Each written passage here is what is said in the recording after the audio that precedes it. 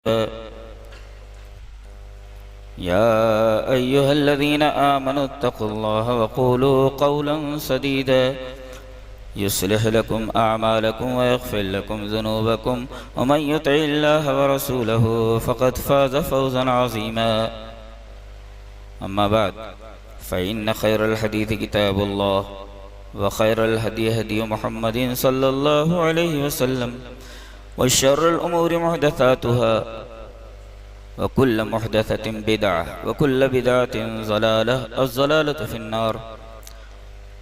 अऊज़ु बिल्लाहि मिनश शैतानिर रजीम। बिस्मिल्लाहिर रहमानिर रहीम। वक़ाल अर्रसूलु या रब्बि इन्न क़ौमी इत्तख़ज़ू हाज़ल क़ुरआन महजूरा।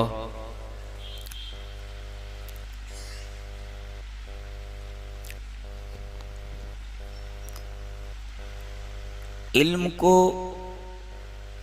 हासिल करने के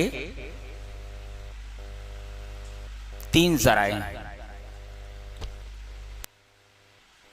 आदमी इल्म हासिल करता है तो इन्हीं तीन ज़राए से एक ज़रिया है हवा से खम्स ज़ाहिर है, यानी 5 आउटर सेंसेस जो हैं, 5 जो खारिजी हवास हैं वो 5 सेंसेस। आँखों से देखकर मालूम होता है कि ये चीज़ सफ़ेद है या काली है, छोटी है या बड़ी। तो हमें आँखों से देखकर इल्म हासिल होता है, कानों से सुनकर हमें इल्म हासिल होता है कि ये चीज अच्छी है जो कान में है या बुरी है, करख्त है रौकस से या नर्म क्या। कुव्वत लामिसा छू कर हम पता लगाते हैं ये चीज ठंडी है या गर्म है, सख्त है या नरम। ये हम कुव्वत लामिसा के जरिए जानते हैं, जो एक सेंस है। चेक करके कुव्वत जायका से एक हादसा है, हम पता लगा लेते हैं, हमें इल्म हो जाता है कि ये चीज मीठी है सीठी है, फीकी है, बदजायका है या बेजायका है।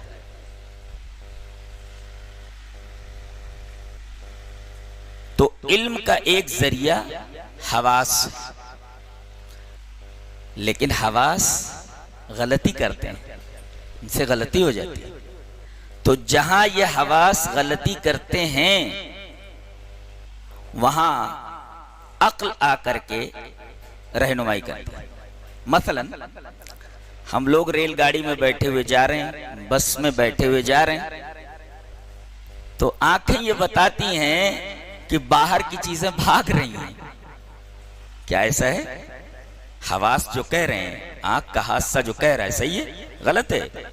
वो चीजें भाग नहीं रही हैं, गाड़ी भाग रही है। इसका मतलब ये हुआ कि हाथ से खता करते हैं। आदमी बुखार ज़दा हो तो उसे मीठी चीज फीकी और बदजायका मालूम होती है। तो क्या वो चीज जो मीठी है वो सचमुच फीकी है? हादसे ने गलती की है, तो हाथ से गलती करते हैं। और जब हाथ से गलती करते हैं तब वहां अक्ल नमूदार होती है और आकर ये बताती है कि हाथ से यहां गलती कर रहे हैं। गोया कि हादसों की एक हद है, उस हद से आगे बढ़ते हैं तो गलती करते हैं। इसी तरह अक्ल ये भी गलती करती है। मसलन अक्ल ये कहती है कि हम मेहनत से कमाते हैं तो पैसे को गरीबों में क्यों तकसीम करें? भाई पैसे हम कमाए दे दे दूसरों को। अक्ल नहीं मानती इसको, कहती है ये गलत है। हम अपनी मेहनत से कमाई हुई दौलत को दूसरों को क्यों दें, क्यों बांटें दूसरों में?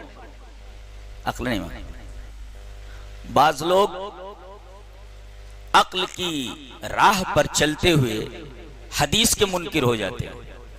हम उनसे पूछते हैं कि अक्ल तो जगह जगह ठोकर खाती है। इकबाल ने इसी वजह से कहा, गुजर जा अक्ल से आगे कि यह नूर चरागे राह है, मंजिल नहीं है। थोड़ी दूर तक अक्ल साथ देती है, उसके बाद अक्ल का दायरे कार खत्म हो जाता है। हम बहू लाते हैं, लड़के की शादी करते हैं तो दूसरे घर की लड़की लाते हैं। अक्ल ये कहती है बाहर से लड़की लाने की क्या जरूरत है, बहन तो बहुत अच्छी है ना। इसलिए कि ये लड़की जो बाहर से आ रही है, पता नहीं इसका मिजाज कैसा है, ये घर लेकर चल पाएगी कि नहीं, उसके बारे में आपको कोई तजुर्बा नहीं है।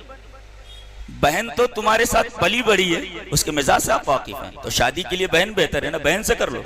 अक्ल ये कहती बहन से शादी करना ज्यादा बेहतर है बिलमुकाबिल बाहर से लड़की लाने के। मानते हो अक्ल सही कह रही है क्या, गलत कह रही है? इनकार हदीस के फितने में मुब्तला होने वाले लोग ऐसी ही हमाकतें कर रहे हैं। अक्ल ये कहती बहन से शादी करेंगे। असल में मसला ये है कि सबसे पहले इनको अरबी नहीं आती। किसी अरब को देखा है जो अरबी जबान जानता हो हदीस का इनकार करता हो? नहीं, आपका दिमाग खराब है, इसलिए कि आपको अरबी नहीं आती। अब आता जाता कुछ नहीं है, अल्हम्दु में अलिफ लाम कैसा है ये मालूम नहीं आपको, और हदीस का इनकार करते हो, ये हमारी अक्ल में नहीं आ रही। हमारी अक्ल तो कहती बहन से शादी कर लो। तो हवास गलती करते हैं और अक्ल भी गलती करती है। तो जहां हवास गलती करते हैं वहां अक्ल रहनुमाई करती है, और अक्ल जहां गलती करती है वहां इल्म का तीसरा जरिया वही ये नमूदार होता है। कहता है कि अक्ल यहां गलती कर रही है। ये तीन जराए इल्म, हवास ये गलती करते हैं, अक्ल रहनुमाई करती है, और अक्ल अगर गलती करती है तो वही रहनुमाई करती है। अगर अक्ल की नाक में वही इलाही की नकेल ना हो तो ये ऊंटनी कहीं भी भाग सकती है, ये खाई में ले जाकर के गिरा देगी आप। गोया कि अक्ल की नाक में वही इलाही की नकेल जरूरी है। अगर अक्ल के साथ वही ना हो तो अक्ल आपको कभी भी मंजिल तक नहीं पहुंचा सकती। यही वजह है कि अल्लाह तबारक व तआला ने रूए जमीन पर इंसानों को पैदा करने के बाद बराबर अंबिया और रसूल का सिलसिला जारी रखा है, और उनके साथ किताब रखी है। जानते हैं किताब और रसूल दोनों लाजिम और मलजूम। आप ये नहीं कह सकते कि हम किताब को मानेंगे रसूल को नहीं मानेंगे, हम रसूल को मानेंगे किताब को नहीं मानेंगे। भला ऐसा हो सकता है कि कश्ती है हम मल्लाह नहीं रखेंगे, अरे डूब जाएगी कश्ती। तो किताब में और रसूल में वही ताल्लुक है जो एक मल्लाह का एक कश्ती से होता है। अगर मल्लाह को कश्ती से जुदा कर लिया जाए तो यह कश्ती कहीं भी डूब सकती है। तो अगर कुरान को हदीस से जुदा कर लिया जाए, आदमी हदीस का इनकार करेंगे? अगर आदमी सिर्फ कुरान को मानता हो, हदीस को ना मानता हो, तो गोया ऐसा है जैसे कश्ती को मानता हो मगर मल्लाह रखने के लिए तैयार नहीं है, यह कश्ती कहीं भी डुबो देगी उसको। और अगर आदमी कहे कि मैं कश्ती को नहीं मानता, रसूल को मानता, जानते हैं ये जब बला फैलती है तो उस मल्लाही को खुदा मान लिया जाता है, उस मल्लाही को इलाह मान लिया जाता है, लोग उसी की पूजा करने लगते हैं। कितने लोग हैं जिन्होंने अल्लाह को छोड़ दिया है और अपने पीरों को और अपने वलियों को उन्होंने अपना रब बना लिया है। क्या ऐसा नहीं है?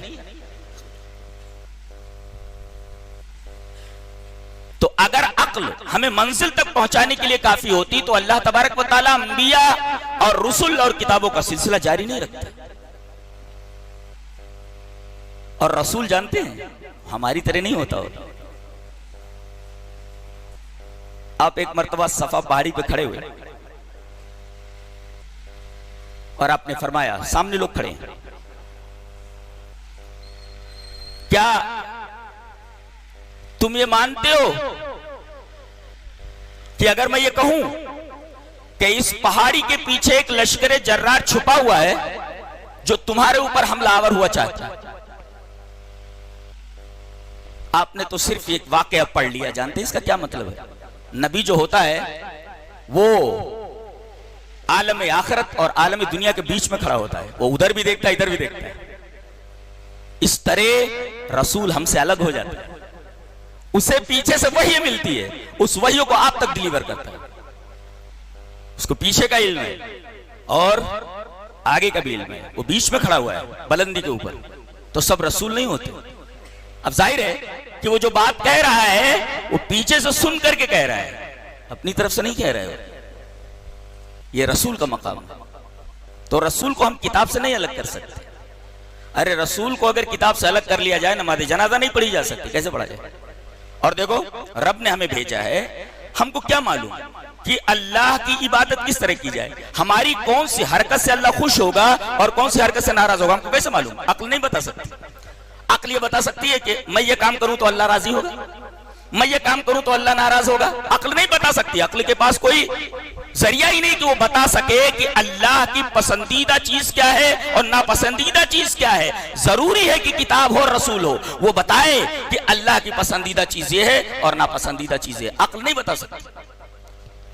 तो अक्ल तो लूली लंगड़ी है जिसके ऊपर हम भरोसा किए बैठे। अक्ल की कोई औकात नहीं, कोई औकात नहीं। इसके नाक में वही इलाही की नकेल जरूरी है। तो ये अंबिया रसूल और किताबों का सिलसिला जारी रहा और आखिरी रसूल जनाब मोहम्मद रसूलुल्लाह सल्लल्लाहु अलैहि वसल्लम पर यह सिलसिला खत्म हो गया। और आपको एक किताब दी गई जिसे हम कुरान कहते हैं, ये आखिरी किताब है। आप पर रिसालत खत्म हो गई और कुरान पर किताबें खत्म हो गई। अब ना कोई रसूल आने वाला है ना कोई किताब आने वाली। तो रिसालत खत्म हो गई, नबूवत खत्म हो गई, खातमुर रसूल और खातमुन नबीन जनाब मोहम्मद रसूलुल्लाह सल्लल्लाहु अलैहि वसल्लम पर, और किताबों का सिलसिला कुरान अजीम के ऊपर खत्म हो गया। अब कयामत तक ना कोई रसूल आने वाला ना कोई किताब आने वाली। रसूल क्या होता है और किताब क्या होता है वो समझिए। अगर अल्फाज और मानी दोनों अल्लाह की तरफ से तो वो वही मतलू है, इसी का नाम कुरान। और अगर मानी अल्लाह की तरफ से हो और अल्फाज का जामा उन मानी को नबी पहनाए, मानी और अल्फाज दोनों अल्लाह की तरफ से हो तो वही मतलू कुरान। और अगर मानी अल्लाह की तरफ से हो और नबी अपने लफ्जों में उन मानी को बयान करे, ये वही गैर मतलू है, इसको हदीस कहते हैं। तो वही मतलू और वही गैर मतलू दोनों मिल करके शरीयत बनती है। सिर्फ वही मतलू काफी नहीं है और ना वही गैर मतलू काफी है। कुरान और हदीस दोनों मिल करके ये शरीयत बनती है। इनका नाम शरीयत। और ये मैं नहीं कह रहा है, ये हदीस में भी है और कुरान की बहुत सारी आयतें जहां भी आप देखेंगे अतीउल्लाह व अतीउर रसूल, वाव के फसल के साथ। इसका मतलब जहां इताअत रसूल है, जहां इताअत इलाही, वहां इताअत रसूल, दोनों मिल करके तब शरीयत बनती है।